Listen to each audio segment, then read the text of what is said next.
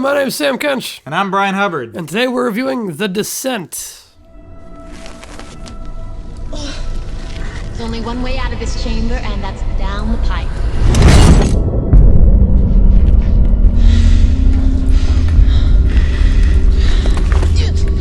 I'm stuck! I can't breathe. The Descent is a horror movie that I think is a really underrated one. That's why I wanted to do it and why I wanted to review and why I wanted to talk about it for this year's Macabre Month of Horror. This video is part of the 2016 Macabre Month of Horror. Really? Yeah. You didn't know? I did not know. Make sure you check out all the other videos that are part of the Macabre Month of Horror, all the ones that have come out, all the ones that have come out previously, and all the ones that will continue to come out. You can click on the screen now for a playlist of all the Macabre Month of Horror videos. A lot of cool stuff going on. But I wanted to talk about this because I think it's a really underrated horror movie. Mm-hmm. I think it's one of the better horror movies to come out in recent memory. And it doesn't get talked about too much. It certainly has respect in certain circles, people who follow horror closely. But general audiences, The Descent is kind of marketed like it's in the same circles as a lot of those really generic kind of shitty horror movies. Yeah. Like the cheapo DVD section in Walmart in between a bunch of garbage movies. Yeah, and I will say that, if you look at like the cover of it and stuff, like if you just looked at it at a glance, you'd probably would think it's like a really cheapo bad. Yeah, it's like movie. Surface level. It looks like a bad horror movie. It looks like a cheesy B horror movie, like one of those straight to DVD movies. But it's a good one. It kind of rises above. The Descent's pretty good though. It's directed by Neil Marshall. Does a really good job with this movie, and I admire some of the things he does. But before we get into that, let's just say what the premise of this movie is. The Descent is about it's this group of women who are all friends, and they go on like a yearly thrill-seeking kind of like holiday, like vacation type deal, where they do something that they're kind of adrenaline junkies. So the first time we see them, they're on like a whitewater rafting expedition. And then it cuts to a year later, and they're going chaos spelunking. I think it's set up really well with it's a very quick setup before they get into the main plot.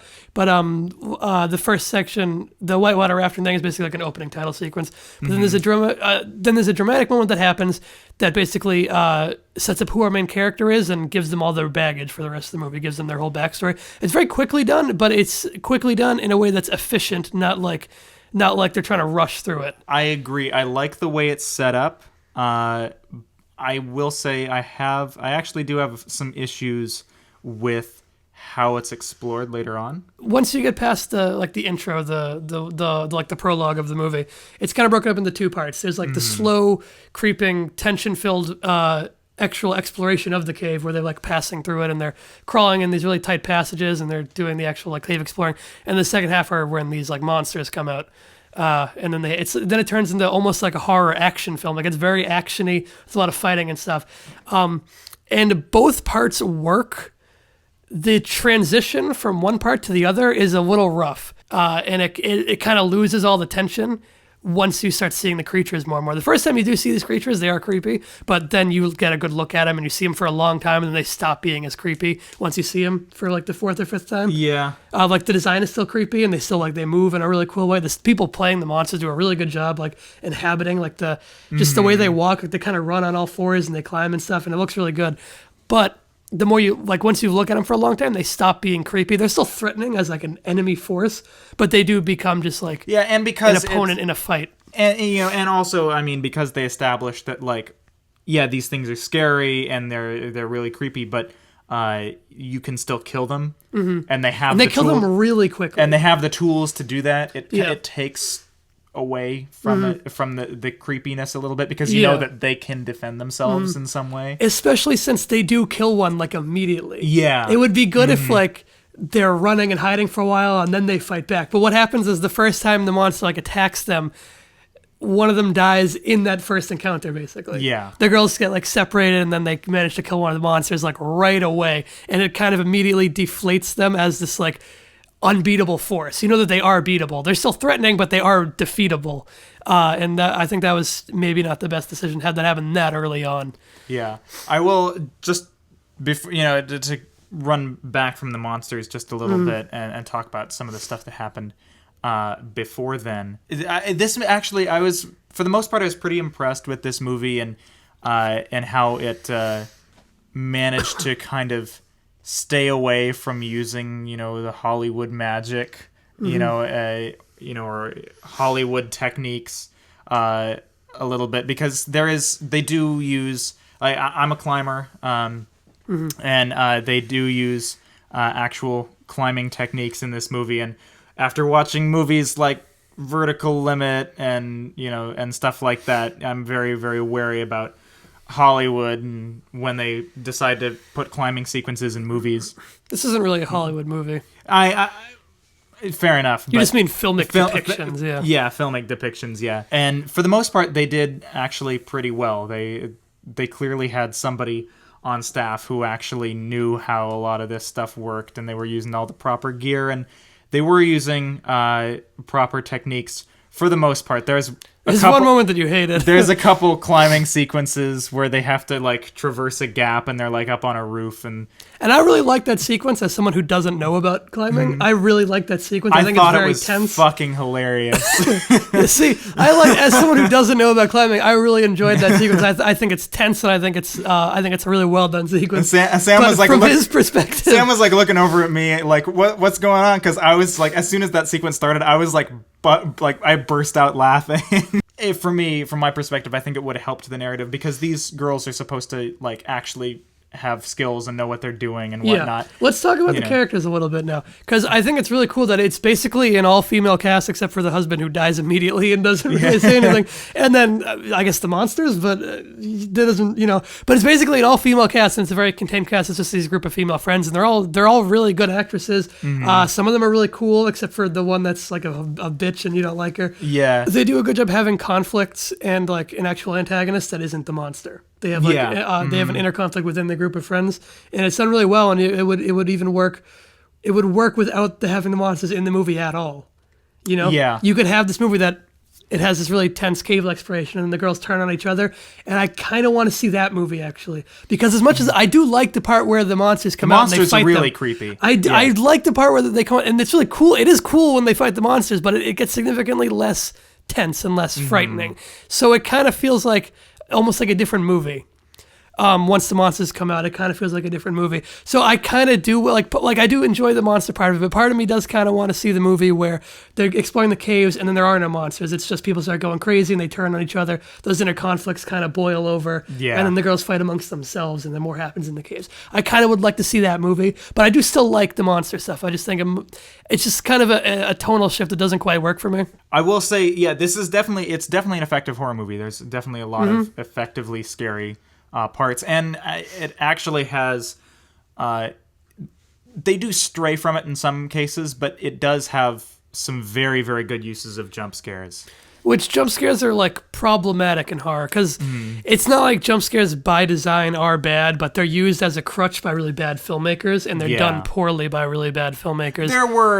I think there were a couple poor jump scares in this movie as there well. Was, but there were also some really good ones. There was one awful one. Was that where she turns around? There's a moment where a girl's looking in a hole and she turns around and her friend's standing right behind her, and there's it's all loud and it's that's stupid. Yeah. But that was the only one that was that annoyed me how bad it was. There were a couple other ones that weren't great, but there were some really good ones. Surprising moments, because they were built up to in a really good way, where they were genuinely unexpected. It wasn't the typical, and there wasn't a big thing. Loud music cue. Yeah, there wasn't there wasn't a dude banging on a piano as a cat jumped out of a closet. It wasn't that kind of thing. Please! Is there anybody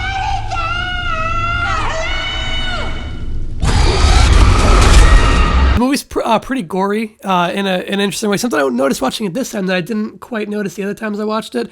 And I mean, watching this time, I remembered noticing it, but I didn't connect it together. A lot of the gore in this movie is done in insert shots. So it'll be you'll see someone swing the axe and it'll cut to a close-up of the impact of the weapon hitting the monster. And usually with gore, that tends to look really fake. Because usually when you cut into a close-up of it, you're okay, you're cutting in because they're not stabbing a real person, because they're going in on a stretched out cloth and they're stabbing into some fake blood underneath it or whatever. So it usually looks really fake. This movie does a really good job of having the insert shots be really effective, and the gore looks good in those insert shots, and it actually works in the flow of the action. Yeah. It starts being cut more like an action movie than a horror movie once the actual fight against the monster starts happening, which is a good decision, I think, because since what's happening story-wise is so actiony, the decision to cut it like an action movie is the right one, I think. Because otherwise it would just be like this awkward mix of genres. Yeah. But they did manage to mix the genres pretty well. Still not quite as well as I would have liked, but pretty damn well. With the gore, I think there's also, some actual like cringeworthy moments there as well. Maybe not as much as certain other horror movies, but there are some where like you do like kind of feel and you're like, oh wow, like that looked like it hurt, or like oh that really like you feel like, oh wow, that person really is like in a lot of pain. Yeah, and the cool thing is the movie manages to balance the kind of cringe pain, like you said, the cringe gore with these moments of cathartic gore. Yeah, there are these moments where she like stabs a monster with like a piece of bone, and it's like a fuck yeah moment. That's not like, ew, gross blood. That's like, yeah, you kill that son of a bitch. So it manages to balance that like the like tense, frightening, I guess you could say, gore with like a fun gore, which is hard to do in movies. It's something Tarantino does really well, and then a lot of other filmmakers, and that's not even in horror movies. He just does that like in crime dramas. What did you think about the caves that they shot at, the locations they used? I thought the locations were fantastic. There were definitely certain shots where it seemed very apparent that they were shooting in actual caves, and then other shots were just maybe it's just me and the fact that I've been around a lot of rock. But there were other scenes where it's like, okay, that's clearly done in a studio on a soundstage. Or okay, so you thought certain shots looked like real cave and other ones looked like a set recreation? Yeah. Okay, what would you say if I told you that it was 100% shot on sets and they did not use any real caves in the movie? I would be pretty impressed. Well, that's what they did. Wow. Yeah. I thought it was all real caves because I didn't know about it, and then I watched behind the scenes, and I don't think they went in a single real cave in the entire movie. Maybe they did very briefly, but from what I saw in the behind the scenes, it's all recreated sets. Like that big huge basin that they rappel down into at the beginning. That's a set. That I thought that was real. It looks really very impressive. real. It's a really impressive set. Yeah. And then that's the same set that they used later on. That's the same location, except now it's dark. They got rid of the skylight up. They actually changed the rock formation so that the rocks are like different, different types of rocks, and they moved some stuff around, but it's the same location, the same like basin area. For the points that really, I mean, there were probably a few other small ones, but the points that really stuck out to me, where it's like, okay, they're not in real caves, was one when ththey're crawling through the little space. Okay. Because I was like, there's no, like, just the camera angles that they had. I was like, there's no way you'd be like a camera in there.